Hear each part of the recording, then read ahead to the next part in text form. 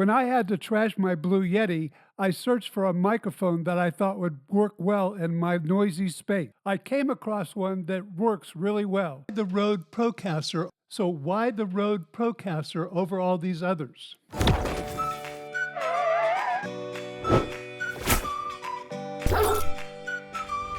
Hi, I'm Don Bullock, and welcome to the Tech iHound.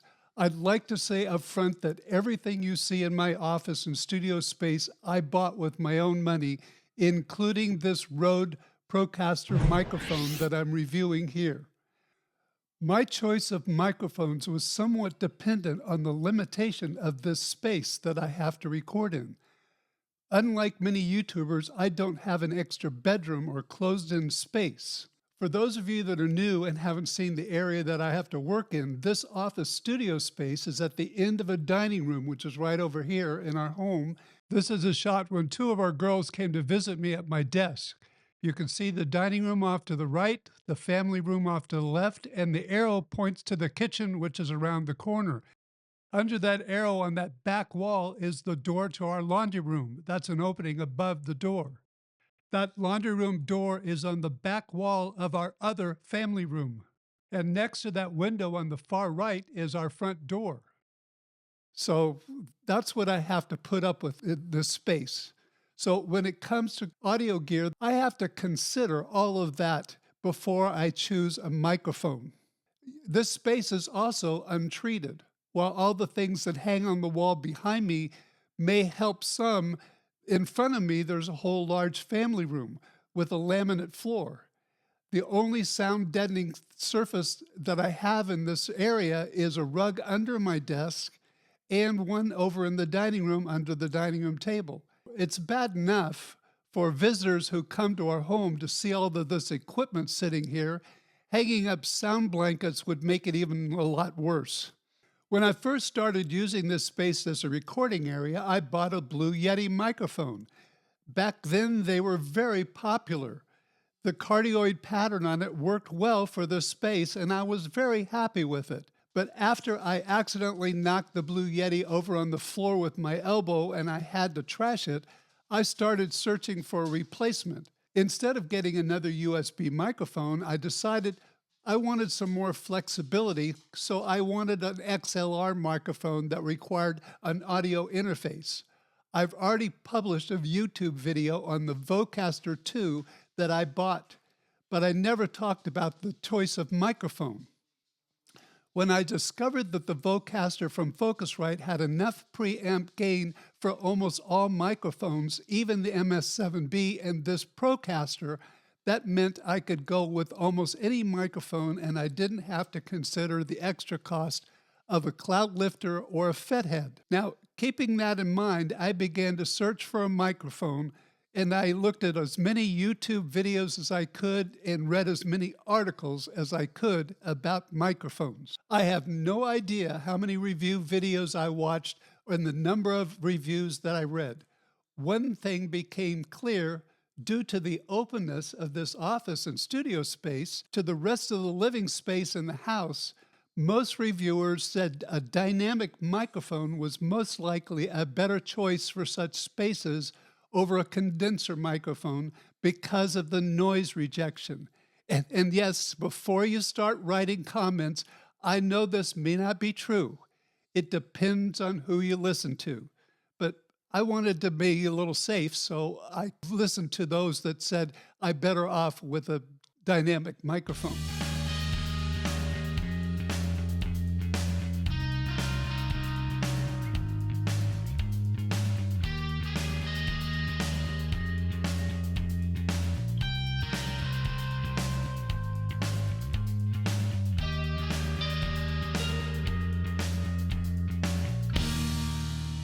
Once I made that decision, I was able to focus on the specific microphones.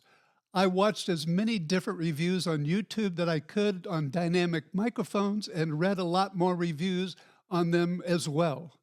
One microphone kept standing out for me, and it wasn't the SM7B. It was the Rode Procaster. Now, this is where selecting a microphone today is so difficult. Many experts say to select one that sounds good with your voice. But how do you do that in today's world? It's just impossible. Years ago, even as late as the early 2000s, we had music stores and electronic stores. Yep, the brick and mortar kind, where anyone could go and try out equipment in person. They had floor models of almost every item that people could actually test in the store. Many of these stores had special sound treated rooms with all kinds of equipment set up for testing. And more importantly, the sales staff was very highly trained and they knew what they were talking about. They knew all about the equipment that they sold, and they were really true experts. Now, today, other than the limited supply products available by stores like Best Buy and Micro Center, seeing products in person is almost impossible. And that's because most of the items that they sell are sealed in boxes. Actually, testing equipment before you buy it is mostly impossible.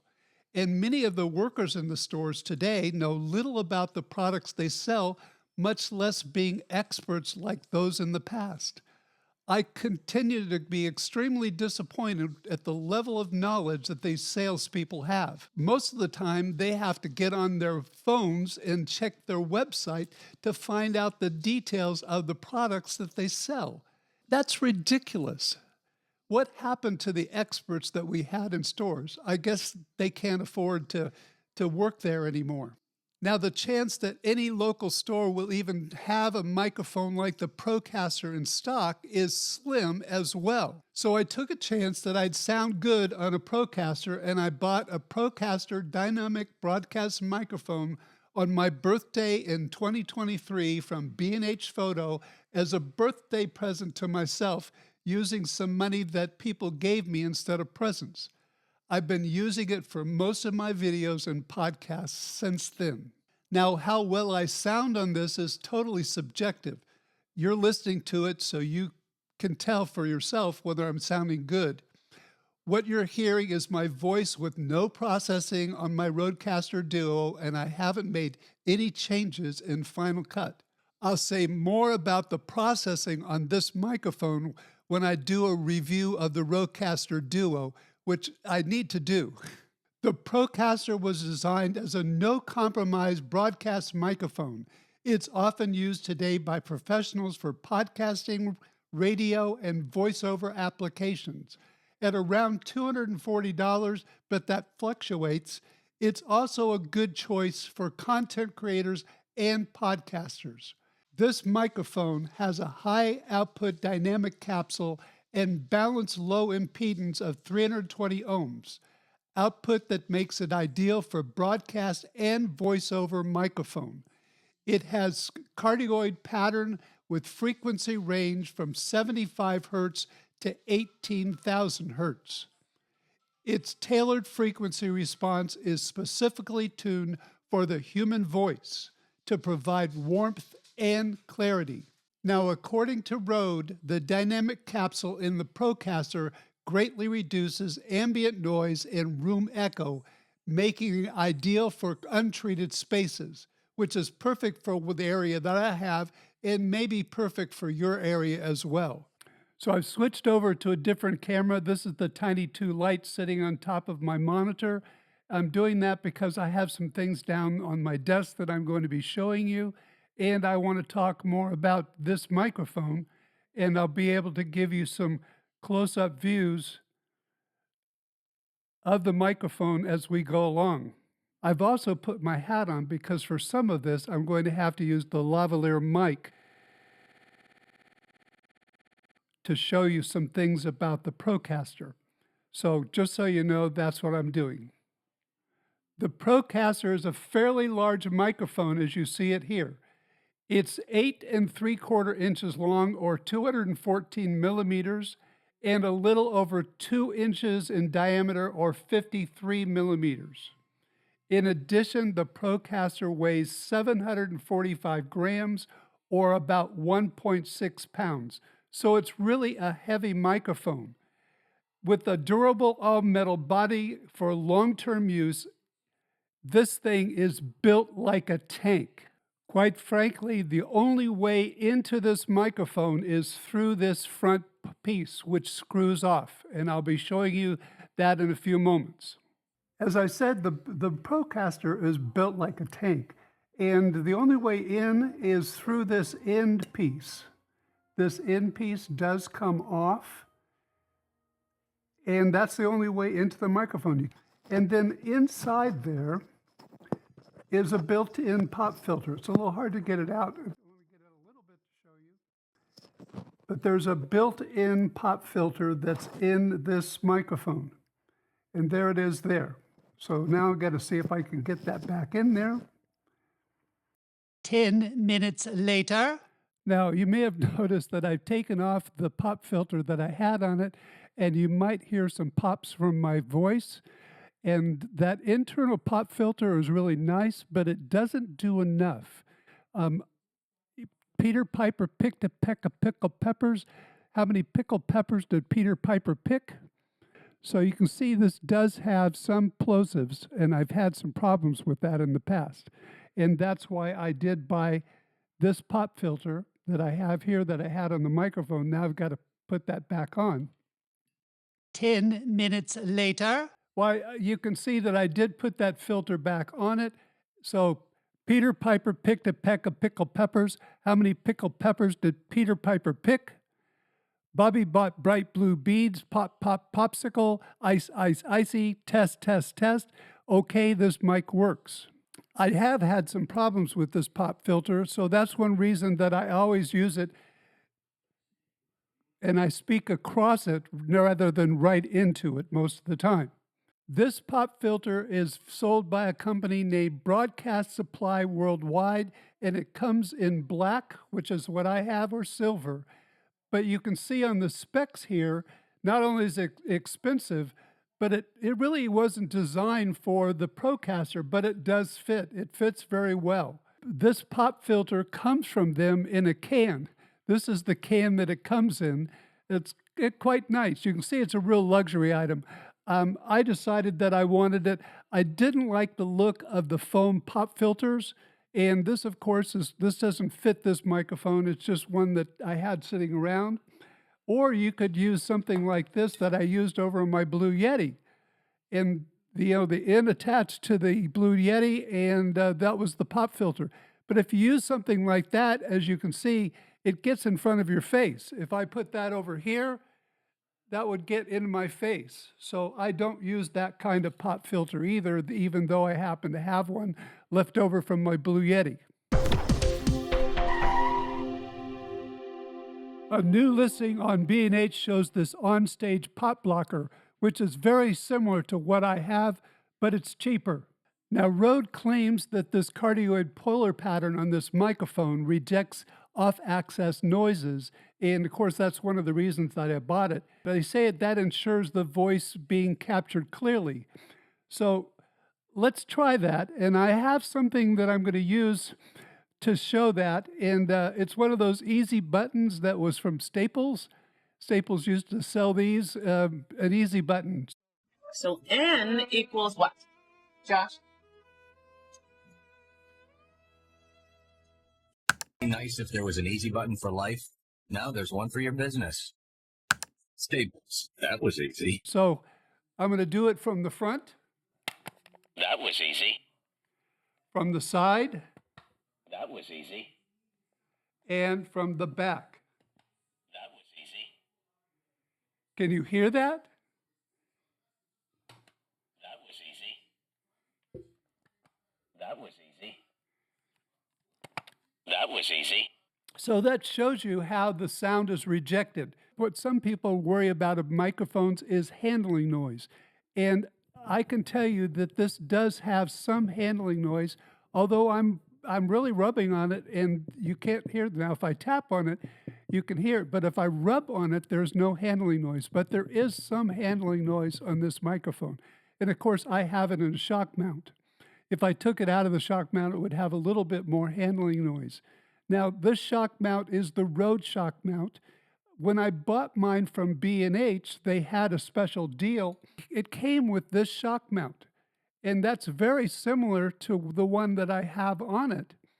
But the problem I had was this mechanism here was not strong enough to hold the microphone, and it would just flip. I'd be using the microphone and suddenly it would go like that. And that's obviously something that you can't have. So I just couldn't get that. No matter how hard I tightened that, I had trouble with the microphone loosening up. When I had trouble with the shock mount that B&H sent me, I went on Amazon and found this one. It's called the Frameworks Deluxe Universal Shock Mount. And I tried that, and it worked well for this microphone, except this is what happened. It broke. It broke in less than a year. And there's no parts. I couldn't buy the parts to fit it, so that's trash. So what I did is I went back on B&H and I bought the regular Rode shock mount, and it's worked great. This piece here tightens it down very well. So that's what I decided to do. I decided to go back on B&H and get the real Rode mount. If you're wondering what kind of mount does come with the Procaster, this is it. This is all you get. The end of the Procaster, this end down here goes right in this hole, and it has adjustment up and down, but that's it. There's no ball mount. In fact, one problem I have with this Rode boom arm is there's no ball mount on the end of it, and I would like to have one. So I'm thinking of replacing the boom arm with one of their new low profile arms, which does have a ball mount on it. But for now, I'm using this, of course. So this is what comes with the Rode Procaster microphone to hook to your stand. This is a screen capture of Tom Buck's video on the Procaster showing it being put on the stand. I'll leave a link to his video in the description, and it works very well. Now that's what I can tell you about the microphone without giving you all the statistics. If you really want all the statistics and all the data about this microphone, you can check out Rode's website. They have a lot of good information on the Procaster on their website. Now, there have been some other recent reviews on YouTube on the Rode Procaster microphone, and I have a couple to suggest. One is from Mike Newman on his Level Up YouTube channel. Mike thinks this is a great broadcast microphone for the price, and it's one that's overlooked by many people. This is his final words. If you're looking for an amazing microphone to jump up from your budget microphone into something more professional sounding, getting more serious with your audio, I don't think you're going to get a tone like this, build quality company like this at $227. It's like the primo package right there. And it looks great on screen. It does. The other video is from Aiden Wolf over at Dark Corner Studios in Canada. In his video, Aiden compares the Rodecaster to other broadcast microphones. He has a lot of broadcast experience and he knows what he's talking about. Here's part of what Aiden said. This is an easy recommendation if you're looking for that broadcast look that will give you great results without breaking the bank. So, yeah, it's an easy recommendation. Now, overall, I do like the Procaster and I'm glad I bought it. As long as I'm stuck here using this area in our home for recording, I'm planning on using it for most of my production work, except when I need to use a lav mic, which I used earlier in this video. For that kind of work, I'm still using the Rode Wireless Go. Yes, their original one. It's working well, the battery's held up, so I'm enjoying using that. Now, in this situation, I think this microphone's been perfect for blocking out outside noises. In my experience, the Procaster has been a great microphone for the price. Now, what microphone are you using? If you're using an XLR mic, what interface are you using? Now, over here, I have some videos that I think you like. I'd love to hear from you. Please give this video that thumbs up and subscribe to the channel. Both will be greatly appreciated, and I need all the help that I can get. Thank you all very much for watching.